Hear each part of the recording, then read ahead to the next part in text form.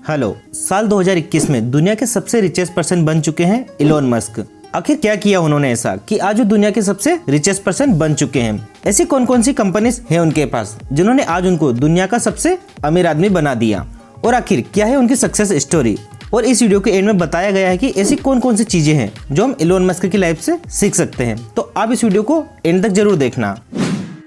Elon Musk का जन्म 28 जून 1971 में हुआ था। वो बचपन से ही बहुत इंटेलिजेंट थे। उन्होंने 10 साल की एज में इतनी सारी बुक्स पढ़ ली थी कि शायद आज के टाइम में एक ग्रेजुएट भी नहीं पढ़ पाता। 10 साल की एज में उन्होंने कोडिंग सीखी और 12 साल की एज में उन्होंने एक गेम बना दिया जिसका नाम रखा था ब्लास्टर। फिर आगे जाके उन्होंने उसको $500 में एक ऑनलाइन कंपनी को सेल कर दिया। इलोन मस्क ने पूरा बचपन 10-10 घंटे अकेले रूम में बुक्स पढ़ने में निकाल दिए थे। फिर 1995 में उन्होंने Zip2 कंपनी की शुरुआत की अपने भाई के साथ मिलके। इसे स्टार्ट करने में पहले उन्होंने अपने फादर से कुछ पैसे लिए, फिर आगे जाके बहुत सारी जगह से फंडिंग में मिलना स्टार्ट हो गई और कंपनीज के बोर्ड ऑफ डायरेक्टर बढ़ते गए।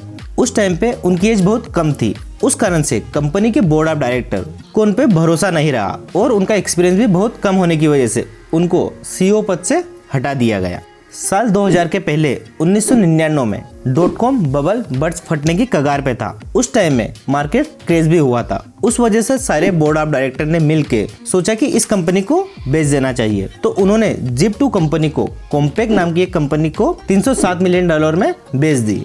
Zip2 कंपनी को बेचने के बाद इलोन मस्क के पास 7% की हिस्सेदारी थी। उनको उस टाइम पे $22 मिलियन मिले थे। उस टाइम पे उनकी एज भी 28 साल की थी और वो काफी यंग थे। उस टाइम वो चाहते तो पूरी लाइफ उन पैसों से निकाल सकते थे, घूम सकते थे, अपनी लाइफ एंजॉय कर सकते थे, क्योंकि इस एज में इतना पैसा कमाना बहुत ही मुश्किल है। पर उन्होंने कमा लिया था। पर फिर भी उन्होंने ऐसा नहीं किया। उन पैसों को आगे फ्यूचर प्रोजेक्ट में इन्वेस्ट करते रहे। उस टाइम में बैंक में पैसा विड्रॉ और डिपॉजिट करने में कस्टमर को बहुत टाइम बर्बाद होता था। तो उनके माइंड में एक आइडिया आया कि क्यों ना एक ऑनलाइन पोर्टल बनाया जाए जिससे लोगों को बैंक भी ना जाना पड़े और उनका सारा काम ऑनलाइन हो जाए।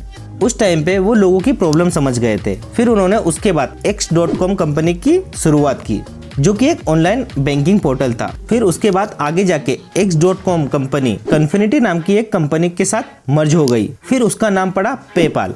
आज पेपाल को हर कोई जानता है। उसको स्टार्ट करने वाले और उसके फाउंडर इलोन मस्क ही थे। उसके बाद ईबे ने पेपाल को $1.5 बिलियन में खरीद लिया, जिसमें से एलोन मस्क को $180 मिलियन मिले। उसके बाद भी वो रुके नहीं। उनका सपना था मंगल ग्रह पर जाने का और वो इस ड्रीम को पूरा करना चाहते थे। वहां जाने के लिए उनको रॉकेट की जरूरत थी। पर उस टाइम पे रसिया रॉकेट की टेक्नोलॉजी में बहुत अच्छा था। तो एलोन मस्क रसिया चले गए रॉकेट खरीदने के लिए। तो रसिया में उनको रॉकेट का रेट $8 मिलियन बताया गया। फिर उनको लगा कि ये तो बहुत महंगा पड़ रहा है। फिर उनके माइंड में आया कि क्यों ना मैं ये खुद ही बना दूं। उसके बाद वो वापस आ गए। आने के बाद वो बहुत सारी बुक्स पढ़ने लग गए रॉकेट के बारे में, बहुत सारी रिसर्च करने लग गए। उसके बाद उन्होंने खुद की कंपनी स्टार्ट की SpaceX। वो इतने इंटेलिजेंट थे कि बुक्स पढ़कर ही इतना नॉलेज ले लिया था कि उन्होंने रॉकेट बना दिया। उसके बाद जब उन्होंने पहला रॉकेट लॉन्च किया तो उसमें आग लग गई। उससे वो फट चुका था और उनको काफी नुकसान भी हुआ।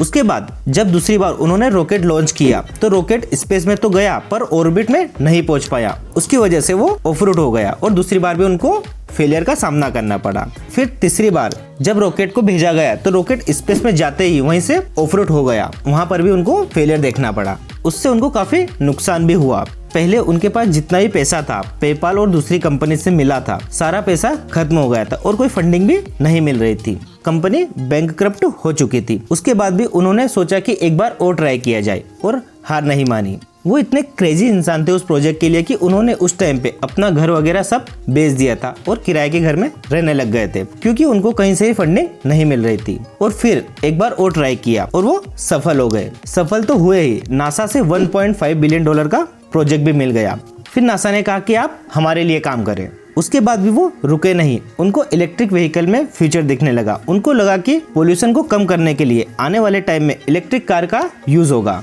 तो फिर उसके बाद उन्होंने टेस्ला मोटर में पैसा इन्वेस्ट कर दिया और उस पे काम करने लग गए। थोड़े दिन बाद कंपनी ने उनको टेस्ला का CEO बना दिया। जब उन्होंने पहली इलेक्ट्रिक कार बनाई तो उसकी कॉस्टिंग बहुत ज्यादा आई थी। उसकी वजह से कार बहुत महंगी पड़ रही थी और सेल हो नहीं रही थी। उसके बाद उन्होंने 2-3 बार और ट्राई किया। फिर परफेक्ट कॉस्टिंग में इलेक्ट्रिक कार बन चुकी थी। उसके बाद इलेक्ट्रिक कार की सेल बढ़ने लग गई। टेस्ला मोटर प्रॉफिट में आने लग गई थी।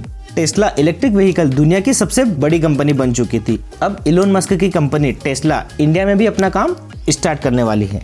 ऐसे करके इलोन मस्क को हर कंपनी में फेलियर का सामना करना पड़ा, पर वो कभी पीछे नहीं हटे। जैसे Zip2, पेपाल, X.com, SpaceX में 3 बार रॉकेट फेल हुआ, टेस्ला, पर उन्होंने हार नहीं मानी और आज 2021 में वो दुनिया के सबसे रिचेस्ट पर्सन बन चुके हैं। हम इलोन मस्क की लाइफ से बहुत सारी ऐसी चीजें जो सीख सकते हैं। Number 1, understand the game first and have a great insight into it. उन्होंने सारा नॉलेज बुक्स पढ़कर लिया। जब उन्होंने SpaceX कंपनी बनाई तो उसके बारे में उन्होंने बहुत सारी बुक्स पढ़ी, बहुत सारा नॉलेज लिया, उसके बाद ही बिजनेस स्टार्ट किया। तो सबसे पहले बिजनेस को समझना जरूरी है।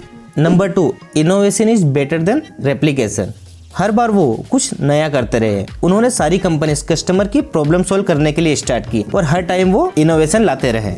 Number 3, be prepared to fail and learn from it. Elon Musk को कितनी सारी प्रॉब्लम्स का सामना करना पड़ा और कितनी बारी फेलियर का सामना हुआ, फिर भी वो पीछे नहीं हटे और आज वो दुनिया के सबसे रिचेस्ट पर्सन बन चुके हैं। Number 4, integrity is the key to Elon Musk should be at the core of every organisation. Elon Musk सबसे सक्सेसफुल इंसान बने उनकी ईमानदारी की वजह से। ऐसी और भी बहुत सारी चीजें हैं जो हम एलोन मस्क की लाइफ से सीख सकते हैं। अगर दोस्तों ये सक्सेस स्टोरी अगर आपको पसंद आई है तो आप इस वीडियो को लाइक करें, अपने फ्रेंड या रिलेटिव के साथ शेयर करें और इस चैनल को सब्सक्राइब जरूर कर लें। धन्यवाद एंड थैंक्स फॉर वॉचिंग।